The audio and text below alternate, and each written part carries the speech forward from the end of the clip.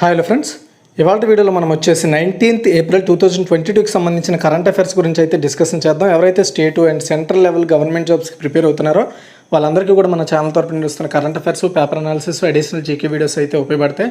And నేను morning paper అనాలిసిస్లో కూడా చాలా ఇంపార్టెంట్ టాపిక్స్ చెప్పాను. ఎవరైనా ఒకవేళ చూడకపోతే వెళ్ళి చూడండి, మిస్ కాకండి. ఇండియాలోని the largest learning platform and academy. ఎవరైతే APSC, TSPSC related SI constable ఉద్యోగాలకు ప్రిపేర్ అవుతున్నారో వాళ్ళందరికీ కూడా academy one of the best platform. Ask me anything అనే పేరుతో ఫెడరలిజం ప్రీవియస్ ఇయర్ ఎంసీక్యూ మీద వచ్చేసి April 20th 7 PM Balakrishna Mandapati గారు వచ్చేసి క్లాస్ తీసుకోబోతున్నారు. అదేవిధంగా డ్యూయల్ ఎడ్యుకేటర్ సెషన్ పేరుతో గ్రూప్స్కి ఎస్ఏ కానిస్టేబుల్ ఎగ్జామ్స్ ప్రిపేర్ అయ్యే కోసం ఇక్కడ చూసుకున్నట్టయితే శ్రీనివాస్ సారు, దత్తు సార్తో వచ్చేసి క్లాస్ అయితే సెషన్ అయితే తీసుకోబోతున్నారు. ఇది ఏప్రిల్ 21 5:45 AM ఉండబోతుంది. అదేవిధంగా మనం చూసుకున్నట్టయితే ఏపీఎస్సీ, టీఎస్పీఎస్సీకి రిలేటెడ్గా సిలబస్ కావచ్చు, syllabus related book list refer చేయబోతున్నారు గ్రూప్ 1 ఎగ్జామ్స్కి. ఇది ఏప్రిల్ 22 5 PM ఉండబోతుంది. దీన్ని దుంపాల మల్లేశ్వరి మేడం గారు వచ్చేసి తీసుకోబోతున్నారు. అదేవిధంగా SI constable full length mock test అయితే కండక్ట్ చేయబోతున్నారు. ఇందులో 150 ప్రశ్నలు, 150 నిమిషాలు ఉంటుంది. ఇది ఒక ఫ్రీ స్కాలర్షిప్ టెస్ట్ అనమాట. ఇందులో ర్యాంక్ 1 నుండి 4 వరకు ఎవరైతే ర్యాంక్ సంపాదిస్తారో వాళ్ళకి పర్సంటేజ్ వైడ్గా వచ్చేసి ప్లస్ సబ్స్క్రిప్షన్లో స్కాలర్షిప్ ఇస్తారు. ఈ టెస్ట్ 23rd 2 PM అయితే ఉండబోతుంది. అండ్ అదేవిధంగా ఎవరైతే related APSC, TSPSC, SA constable, state level government jobs పొందాలనుకుంటే అకాడమీ ది బెస్ట్ ప్లాట్ఫామ్. దీనికి సంబంధించిన లింక్స్ అనేవి నేను డిస్క్రిప్షన్లో ఇస్తాను, చేస్తారు. యాక్చువల్గా 1 month సబ్స్క్రిప్షన్ వచ్చేసి కరెంట్ ప్రైస్ 1700 రూపాయలు. ఇక్కడ మన కోడ్ ఉంటుందండి, మీకు కోడ్ ఇక్కడ డిస్ప్లే చేస్తాను, EDUTC10. ఈ కోడ్ వాడితే మీకు 1700 1530 రూపాయలకి రావడం జరుగుతుంది. అంటే 10% డిస్కౌంట్ ఇస్తారు. అలా మీకు ఎన్ని మంత్స్ తీసుకుంటే అన్ని మంత్స్కి ఈ పర్సంటేజ్ అప్లికేబుల్ అవుతుంది. దీనికి సంబంధించిన లింక్స్ అన్ని కూడా డిస్క్రిప్షన్లో ప్రొవైడ్ చేశాను. ఎవరికైనా ఇంట్రెస్ట్ ఉందనుకుంటే మాత్రం ఇప్పుడే లింక్స్ మీద క్లిక్ చేసి మన కోడ్ వాడండి, EDUTC10 అనే కోడ్ వాడితే మీకు 10% డిస్కౌంట్తో మీరు. మన ఫస్ట్ క్వశ్చన్ చూసుకుంటే, జాతీయ స్థాయి కాలుష్య ప్రతిస్పందన వ్యాయామం NATPOLREX8 దీని యొక్క 8వ ఎడిషన్ని ఎవరు ప్రారంభించారు? 8 అంటే 8వ ఎడిషన్ గుర్తుపెట్టుకోండి. NATPOLREX ఈ పర్టికులర్ ఎక్సర్సైజ్, ఈ ఎక్సర్సైజ్ వచ్చేసి నేషనల్ లెవెల్లో కాలుష్యానికి సంబంధించిన ఒక ఎక్సర్సైజ్ అనమాట. దీన్ని ఎవరు ప్రారంభించారంటే అజయ్ కుమార్ అండి. అజయ్ కుమార్ ఎవరు? మన దేశానికి సంబంధించి డిఫెన్స్ సెక్రటరీ అయిన. ఓకే, ఆయన ఐసీజీ అంటే వాలోని మోర్మోగోవో హార్బర్లో ఇండియన్ కోస్ట్ గార్డ్ వాళ్ళు నిర్వహిస్తున్న 2 రోజుల జాతీయ స్థాయి కాలుష్య ప్రతిస్పందన వ్యాయామం NATPOLREX 8వ ఎడిషన్ని April 19, 2022 defence secretary doctor Ajay Kumar garu start చేశారు. ఈ కార్యక్రమానికి 22 స్నేహపూర్వక విదేశీ దేశాలు అండ్ అంతర్జాతీయ సంస్థలు, మొత్తం ఆ సంస్థల నుండి 29 మంది ఇందులో పరిశీలకులు, అండ్ శ్రీలంక, బంగ్లాదేశ్ నుండి 2 కోస్ట్ గార్డ్ నౌకలతో సహా 50 ఏజెన్సీల నుండి 85 మంది కంటే ఎక్కువ మంది అందులో పార్టిసిపేట్ చేయబోతున్నారు. అయితే NATPOLREX8 అనేది సముద్రంలో వస్తున్న ఏవైతే ఇష్యూస్ ఉన్నాయో వాటిని క్లియర్ చేసుకోవడానికి ఇది పర్టికులర్గా పనిచేయడం జరుగుతుంది. ఓకే, సో అయితే అదేవిధంగా భారతదేశం సభ్యదేశంగా ఉన్న SACEP అవగాహన ఒప్పందం కింద జాతీయ మరియు ప్రాంతీయ స్థాయిలో నేషనల్ ఆయిల్ స్పిల్ డిజాస్టర్ ఆకస్మిక ప్రణాళికలో ఉన్న విధానాలు, మార్గదర్శకాలను ధృవీకరించి వాటిని రీచ్ అవ్వడానికి టార్గెట్గా పనిచేస్తాయి. తర్వాత సెకండ్ వన్ అండి, 2022 ఏప్రిల్ 24, 25 తేదీల్లో భారతదేశంలో పర్యటించనున్న యూరోపియన్ కమిషన్ ప్రెసిడెంట్ ఎవరు? చాలా ఇంపార్టెంట్. ఆన్సర్ వచ్చేసి Ursula von der Leyen. European commission president Ursula von der Leyen ఈమె ఏప్రిల్ 24, 25 తేదీల్లో భారత్లో అధికారికంగా పర్యటన చేపడుతున్నట్లుగా విదేశీ వ్యవహారాల మంత్రిత్వ శాఖ అనౌన్స్ చేసింది. యూరోపియన్ కమిషన్ అధ్యక్షురాలుగా ఆమె భారత్కు రావడం ఇదే ఫస్ట్ టైము. అండ్ ఆమె పర్యటన సందర్భంగా యూరోపియన్ కమిషన్ ప్రెసిడెంట్ ప్రధాని నరేంద్ర మోదీతో ద్వైపాక్ష చర్చలు కూడా జరుపుతారు. తర్వాత థర్డ్ వన్, ఏ నగరంలో దేశంలోనే మొట్టమొదటి portable solar roof top system ప్రారంభించబడింది? చాలా ఇంపార్టెంట్ ఇది. ఆన్సర్ వచ్చేసి గాంధీనగర్ అండి. దేశంలో మొట్టమొదటి పోర్టబుల్ సోలార్ రూఫ్ టాప్ సిస్టమ్ను గాంధీనగర్లోని స్వామినారాయణ్ అక్షర్ధామ్ టెంపుల్ కాంప్లెక్స్లో ప్రారంభించారు. టెంపుల్ కాంప్లెక్స్లో 10 PV పోర్ట్ సిస్టమ్ల ఏర్పాటుకు German development agency Deutsche Gesellschaft für international Zusammenarbeit మద్దతు ఇచ్చింది. ఓకేనా. అండ్ భారతదేశం అంతటా పునరుత్పాదక ఇంధన నగరాలను అభివృద్ధి చేయడానికి కేంద్ర నూతన మరియు పునరుత్పాదక ఇంధన మంత్రిత్వ శాఖ చొరవ కింద దీన్ని ఏర్పాటు చేశారనమాట. అంటే పర్టికులర్గా ఈ ఏదైతే సోలార్ రూఫ్ టాప్ సిస్టమ్ ఉందో దాన్ని అక్కడ ఇంప్లిమెంట్ చేయడానికి జర్మనీకి చెందిన జర్మనీ డెవలప్మెంట్ ఏజెన్సీ అయిన డ్యూయస్ గెజెల్ సాఫ్ట్ ఫర్ ఇంటర్నేషనల్ జుసమ్మెనర్బీట్ అనే సంస్థ సహాయంతో ఈ పర్టికులర్ రూఫ్ టాప్ని అయితే గాంధీనగర్లో ఏర్పాటు చేశారు. గాంధీనగర్ అనేది గుజరాత్లోని ఒక సిటీ. తర్వాత 4th వన్, ఏ రాష్ట్రంలో కొత్త డైరీ కాంప్లెక్స్ను ప్రధాని నరేంద్ర మోదీ గారు ప్రారంభించారు? ఇది కూడా చాలా ఇంపార్టెంట్. ఆన్సర్ వచ్చేసి గుజరాత్ అండి. ప్రజెంట్ ఆయన గుజరాత్ పర్యటనలో ఉండడం జరిగింది నరేంద్ర మోదీ గారు. అందులో భాగంగా గుజరాత్లోని బనస్కాంత జిల్లాలో డియోదర్లో దాదాపు 600 కోట్ల రూపాయలతో నిర్మించిన కొత్త dairy complex, national dairy complex and అదేవిధంగా బంగాళదుంపను ప్రాసెసింగ్ చేసే ప్లాంట్ని ఆయన ఈరోజు ప్రారంభించారు. ఈ కొత్త డైరీ కాంప్లెక్స్ గ్రీన్ఫీల్డ్ ప్రాజెక్ట్ కింద 30 లక్షల లీటర్ల పాలను ప్రాసెస్ చేయడానికి, 80 టన్నులు వెన్న, 1,00,000 లీటర్ల ఐస్ క్రీము, 20 టన్నుల కండెన్స్డ్ మిల్క్ అండ్ 6 టన్నుల చాక్లెట్లను ఉత్పత్తి చేయడానికి ఈ డైరీ అనేది సహాయం చేస్తుంది. బంగాళాదుంప ప్రాసెసింగ్ ప్లాంట్ను కూడా French fries rice, potato chips, aloo tikki, patties మొదలైన వివిధ రకాల ప్రాసెస్ చేసిన బంగాళాదుంప ఉత్పత్తులను అక్కడి నుండి ఉత్పత్తి చేస్తారు. ఇకపై వీటిలో చాలా వరకు ఇతర దేశాలకు ఎగుమతి కూడా చేస్తారు. ఈ ప్లాంట్లో స్థానిక రైతులకు నిజంగా ఒక టైప్ ఆఫ్ ఏంటంటే పర్టికులర్గా బంగాళాదుంపలు పండించే రైతులు ఎవరైతే ఉంటారో గుజరాత్లో వాళ్ళకి ఇది సహాయంగా ఉంటుంది.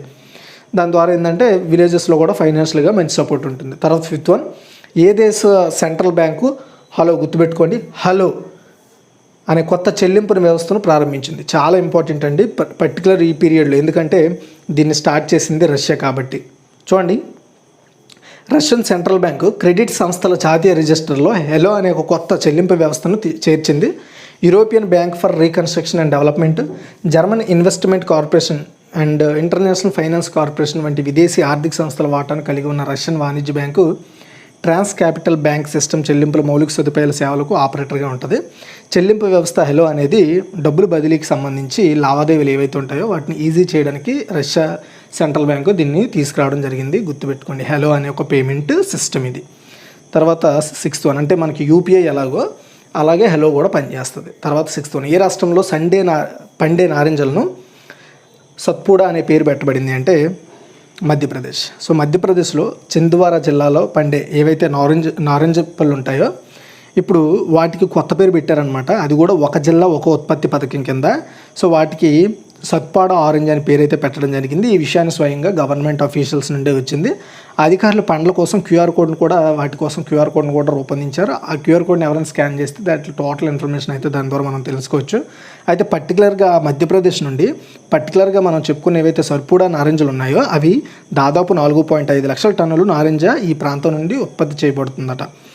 తర్వాత 7th వన్, పాకిస్తాన్ ఆక్రమిత కాశ్మీర్, దీన్నే పీఓకే అంటారు, అంటే పాకిస్తాన్ ఆక్యుపైడ్ కాశ్మీర్ అనమాట. దీనికి కొత్త ప్రధానమంత్రిగా ఎవరు ఎన్నికయ్యారు? ఆన్సర్ వచ్చేసి సర్దార్ తన్వీర్ ఇలియాస్. పాకిస్తాన్ ఆక్రమిత కాశ్మీర్ అంటే మన భూభాగం నుండి పాకిస్తాన్ ఏదైతే ఆక్యుపై చేసిందో ప్రాంతాన్ని దాన్ని పీఓకే అని పిలుస్తారు. సో ఆ పీఓకేని పర్టికులర్ ఒక కంట్రీ కింద డిజైన్ చేయాలనే ఉద్దేశంతో పాకిస్తాన్ ప్రభుత్వం అక్కడ పర్టికులర్గా ఒక అసెంబ్లీనే క్రియేట్ చేసింది. అందులో భాగంగా అక్కడ కొత్త ప్రధానమంత్రిగా పాకిస్తాన్ తెహ్రీక్ ఈ ఇన్సాఫ్ అంటే పీటీఐ పార్టీ నేత అయిన సర్దార్ తన్వీర్ ఇలియాస్ను సోమవారం ఏకగ్రీవంగా ఎన్నుకోవడం జరిగింది వాళ్ళని. అండ్ 2026 జూన్తో ముగియనున్న రాజ్యాంగ కాల వ్యవధికి కొత్త సభానాయకుడి కోసం ఎన్నిక నిర్వహించారు. ఇప్పటివరకు పీఓకే ప్రధానిగా ఉన్న సర్దార్ అబ్దుల్ కయ్యాం నియాజీపై ఆ సొంత పార్టీ నేతలే అవిశ్వాసం ప్రవేశపెట్టారనమాట, అవిశ్వాస తీర్మానం. దాంతో ఆయన ఆ పదవి నుండి తప్పుకోవాల్సి వచ్చింది. అండ్ మరోవైపు పీఓకేలో గత ఏడాది జరిగిన ఎన్నికలను భారత్ అయితే తిరస్కరించింది. వాటిని మేము పరిగణలోకి తీసుకోవడం లేదు, మా దృష్టిలో అది పర్టికులర్ ఒక ప్రాంతం కాదు, అది మా భూభాగంలో ఒక ప్రాంతం అని భారత్ అయితే చెప్తోంది. తర్వాత 8th వన్ అండి, సో అబ్ద్రబ్ మన్సూర్ హదీ ఏ దేశ అధ్యక్షుడి పదవికి రాజీనామా చేశారు? ఆన్సర్ వచ్చేసి యెమెన్. సౌదీ అరేబియా ఒత్తిడితో యెమెన్ ప్రెసిడెంట్ అయిన అబ్దుబ్ మన్సూర్ హదీ తన పదవికి రాజీనామా చేశాడనమాట. అధ్యక్షుడి పదవి నుండి అతను తప్పుకోవడం జరిగింది. సో దానికి కారణం ఏంటంటే సౌదీ అరేబియా ఆయనతో ఒత్తిడి తెచ్చింది. ఆయన సో మాతో పాటు కలవడం లేదు సరిగా, కాబట్టి అతను మాకు పర్ఫెక్ట్ అధికారిగా అనిపించట్లేదు అనే ఉద్దేశంతో ఆయనతో ఇండైరెక్ట్గా ఆయన మీద ఒత్తిడులు తేవడము, ఆ విధంతో ఆయన తన పదవికి రాజీనామా చేసేసాడు. తర్వాత 9th one, chief of army స్టాఫ్గా ఎవరు నియమితులయ్యారు? ఆన్సర్ వచ్చేసి లెఫ్టినెంట్ జనరల్ మనోజ్ పాండే అండి. అండ్ భారత ఆర్మీ చీఫ్గా లెఫ్టినెంట్ జనరల్ మనోజ్ పాండే నియమితులయ్యారు. ఈ నెల 30న ఆ పదవి కాలాన్ని పూర్తి చేయనున్న జనరల్ మనోజ్ ముకుంద్ నరవ్ అనే స్థానాన్ని ఈయన భర్తీ చేస్తాడు. ఆర్మీలో అత్యున్నత పదవిని తొలిసారి ఒక ఇంజనీర్ చేపట్టడం ఇదే first time. And lieutenant general Manoj Pande 1982లో కార్ప్స్ ఆఫ్ ఇంజనీర్స్లో జాయిన్ అయ్యారు. 4 దశాబ్దాలుగా సైనిక వృత్తిలో ఉన్న lieutenant general Manoj Pande western theatre engineer B గ్రేడ్కు, ఎల్ఓసి వెంబడి పదాదళపతి బి గ్రేడ్ కమాండర్గా ఉన్నారు. అండ్ లడఖ్లో యూటీ అనే లడఖ్లో పర్వత విభాగానికి ఈశాన్య ప్రాంతంలో ఒక కాప్స్కి కూడా ఆయన లీడర్షిప్ చేశాడు. తర్వాత అండమాన్ నికోబార్ కమాండ్కు కమాండర్ ఇన్ చీఫ్గా కూడా పనిచేశారు. తర్వాత 10 భారతదేశంలో WHO global centre for traditional medicine కేంద్రానికి ఎవరు శంకుస్థాపన చేశారు? చాలా ఇంపార్టెంట్, ఇది చాలా చాలా ఇంపార్టెంట్. ఆన్సర్ వచ్చేసి నరేంద్ర మోదీ అండి. ఇక్కడ మీరు 3 విషయాలు ఒకటి గుర్తుపెట్టుకోవాలి. ఒకటి, ఇది ఎక్కడ ప్రారంభించారు, ఎందుకోసం ప్రారంభించారు, ఎవరు ప్రారంభించారు. గుజరాత్లో జామ్నగర్లోని WHO global centre for traditional medicine కేంద్రాన్ని ప్రధాని నరేంద్ర మోదీ ప్రారంభించారు. సో WHO మద్దతుతో మన ఇండియాలో ఉండే ట్రెడిషనల్ మెడిసిన్ ఉంటుంది కదా, సాంప్రదాయ ఆయుర్వేదం ఇలాంటి మెడిసిన్స్, వాటిలో రీసెర్చ్ చేసి కొత్త అభివృద్ధిని తీసుకురావడం కోసం దీన్ని అయితే స్టార్ట్ చేశారనమాట. ఇది గుజరాత్లోని జామ్నగర్లో స్టార్ట్ చేశారు. దీన్ని నరేంద్ర మోదీ గారు అయితే శంకుస్థాపన చేశారు. And WHO director general doctor Tedros Adhanom Ghebreyesus and మారిసన్ ప్రధానమంత్రి ప్రవీంద్ర కుమార్ జుగ్నాథ్ దీనికైతే అటెండ్ అవ్వడం జరిగింది. నార్మల్గా వ్యక్తిగతంగా అంటే పర్సనల్గా అటెండ్ అయ్యారు, వర్చువల్లో కాదు. అండ్ WHO అండ్ భారత ప్రభుత్వం మార్చి 25 ఈ కేంద్రాన్ని ఏర్పాటు చేయడానికి సంబంధించిన ఒప్పందంపై సంతకాలు కూడా చేశారు. ఈ కేంద్రం భారత ప్రభుత్వం నుండి దీనికోసం $250 మిలియన్ పెట్టుబడి అయితే పెట్టనున్నారు ఈ కేంద్రాన్ని డెవలప్ చేయడానికి. సో ఈ పర్టికులర్ ఏదైతే ట్రెడిషనల్ సాంప్రదాయ వైద్యం ఏదైతే ఉందో వాటిని ప్రోత్సహించడానికి, వాటిలో రీసెర్చ్లు చేయడానికి, రీసెర్చ్లు చేసిన వాటికి WHO ద్వారా గుర్తింపు రావడానికి ఈ సెంటర్ పర్టికులర్గా పనిచేస్తుంది. తర్వాత 11, షేక్ సజాద్ను ఉగ్రవాదిగా ఏ దేశం ప్రకటించిందంటే భారతదేశం అండి.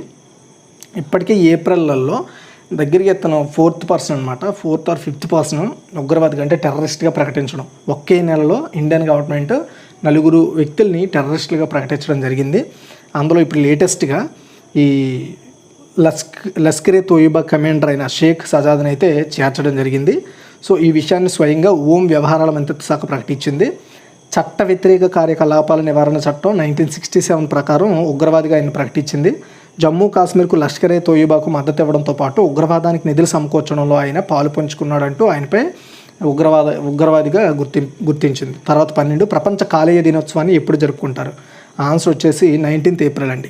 ఎవ్రీ ఇయర్ కూడా ప్రపంచ కాలేయ దినోత్సవం ఏప్రిల్ 19th సెలబ్రేట్ చేస్తారు, అంటే లివర్ డే అనమాట.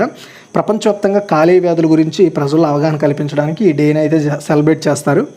కాలేయం మన బాడీలో అతిపెద్ద ఘన అవయవం అండ్ ఇది శరీరం నుండి విషాన్ని క్లీన్ అంటే చెత్తనంతా వేరు చేయడానికి ఇదే మెయిన్ పార్ట్ అనమాట మన బాడీలో. అవయవం ఆరోగ్యకరమైన రక్తంలో చక్కెర స్థాయిలను నిర్వహిస్తుంది, రక్తం గడ్డకట్టడాన్ని కూడా ఇది కంట్రోల్ చేస్తుంది, శరీరంలో అనేక ఇతర ముఖ్యమైన పనులు కూడా ఈ కాలేయం చేస్తుంది. ఈ సంవత్సరం యొక్క థీమ్ ఇంకా అనేది అధికారికంగా వెబ్సైట్లో అయితే అక్కడ కూడా మెన్షన్ చేయలేదు. తర్వాత 13, హమీష్ బెన్నెట్ ఏ దేశం తరపున అన్ని రకాల క్రికెట్ల నుండి రిటైర్మెంట్ ప్రకటించాడంటే న్యూజిలాండ్ అండి. New Zealand fast bowler Hamish Bennett అన్ని రకాల క్రికెట్ల నుండి ఆయన రిటైర్మెంట్ ప్రకటించాడు.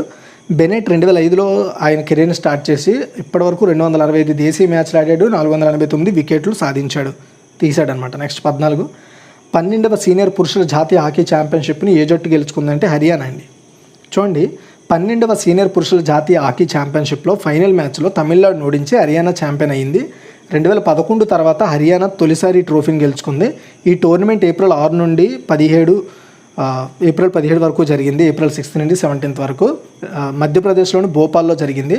2011 తర్వాత హర్యానా తొలిసారిగా ట్రోఫీని అయితే గెలుచుకుంది, గుర్తుపెట్టుకోండి. ఒకసారి మనం క్విక్ రివ్యూ చూద్దాం. జాతీయ స్థాయి కాలుష్య ప్రతిస్పందన వ్యాయామం NATPOLREX 8వ ఎడిషన్ ఎవరు ప్రారంభించారంటే అజయ్ కుమార్. తర్వాత వచ్చేసి 2022 ఏప్రిల్ 24-20 తేదీలో భారతదేశంలో పర్యటించనున్న యూరోపియన్ కమిషన్ ప్రెసిడెంట్ ఎవరు అంటే ఉర్సులా వాన్ డెర్ లెయన్. తర్వాత క్వశ్చన్ చూసుకున్నట్టయితే ఏ నగరంలోని దేశంలోని మొట్టమొదటి portable solar roof top system ప్రారంభించారంటే గాంధీనగర్. ఏ రాష్ట్రంలో కొత్త డైరీ కాంప్లెక్స్ను ప్రధాని నరేంద్ర మోదీ స్టార్ట్ చేశారంటే గుజరాత్లోని. తర్వాత ఏ దేశ సెంట్రల్ బ్యాంక్ హలో అనే ఒక కొత్త చెల్లింపు వ్యవస్థను స్టార్ట్ చేసిందంటే రష్యా. ఏ రాష్ట్రంలో పండే నారింజలను సత్పుడా అనే పేరు పెట్టారు అంటే మధ్యప్రదేశ్ కండి. పాకిస్తాన్ ఆక్రమిత కాశ్మీర్ కొత్త ప్రధానమంత్రి ఎవరు ఎన్నికయ్యారంటే సర్దార్ తన్వీర్ ఇలియాస్. తర్వాత వచ్చేసి అబ్దుల్ మన్సూర్ హదీ ఏ దేశ అధ్యక్ష పదవికి రాజీనామా చేశారంటే UN. And Bharat chief of army స్టాఫ్గా ఎవరు నియమితులయ్యారంటే లెఫ్టినెంట్ జనరల్ మనోజ్ పాండే. తర్వాత భారతదేశంలో WHO global centre for traditional medicine కేంద్రానికి ఎవరు శంకుస్థాపన చేశారంటే శ్రీ నరేంద్ర మోదీ.